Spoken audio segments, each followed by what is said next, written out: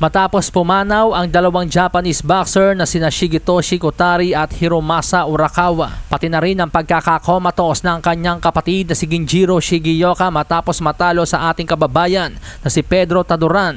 Napagnilay-nilayan ni former WBC World Minimum Weight Champion Yuday Shigeoka na isabit na ang kanyang boxing gloves. Si Yuday ay ang nakatatandang kapatid ng tinalo ni Pedro Taduran na si Ginjiro. Matatanda ang matapos ang 12-round split decision loss nalagay nga po sa panganib ang buhay ni Ginjiro Shigeoka dahil nagtamo ito ng pagdurugo sa kanyang utak. Marami ang nangamba sa kanyang kalagayan lalo na nang ibahagi ni Yuday na ang kanyang kapatid ay pilit na lumalaban para mabuhay sa isang ospital sa Osaka, Japan. Sa pamamagitan ng social media, muling nagbigay si Yuday ng update sa kanyang kapatid at isang mabigat na desisyon, kung saan sinabi niya magre-retiro na siya sa boxing upang tutukan ng pag-aalaga sa kanyang kapatid. Anya, kamakailan lang inilipat si Ginjiro sa isang ospital sa Kumamoto at ngayong araw, ako si Yuday ay nagdesisyong magretiro na sa boxing. Salamat sa mga doktor at nurse ng National Hospital Osaka Medical Center.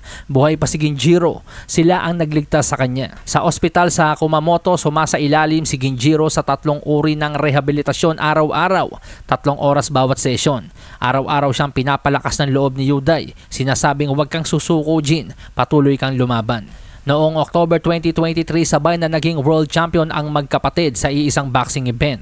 At ngayong retirado na sila, plano ni Yuday na bumuo ng lugar kung saan maaaring makilala at makasama si Ginjiro, isang bagong pangarap na unti-unting binubuo.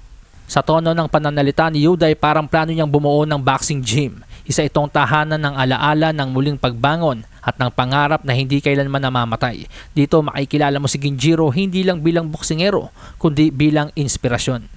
Samantala sa iba pang balita, nabatikos naman si former Unified World Welterweight Champion Jaron Boots Ennis dahil umano sa pagpili ng mahinang kalaban.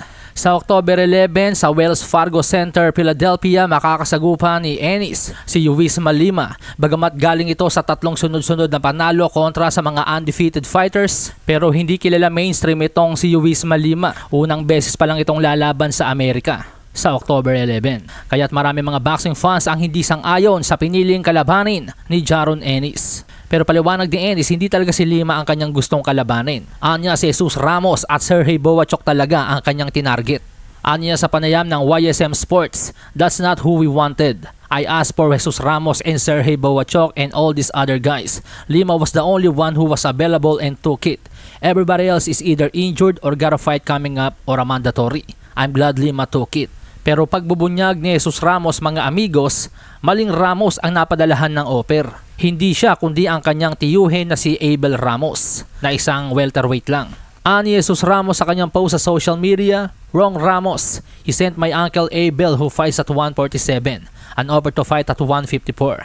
My uncle was available but not for a BS offer with everything stacked against him. He played it smart by just saying Ramos though. So yan daw po mga amigos, hindi daw po kay Jesus Ramos nakarating ang offer kundi sa kanyang tiyuhin na si Abel. At isa pa, hindi rin daw maganda o patas yung offer. Malasahin ang baraha, patunayan mo sa akin ha. Sino man ang mabunot na kalaban, di ka tatakbo ha.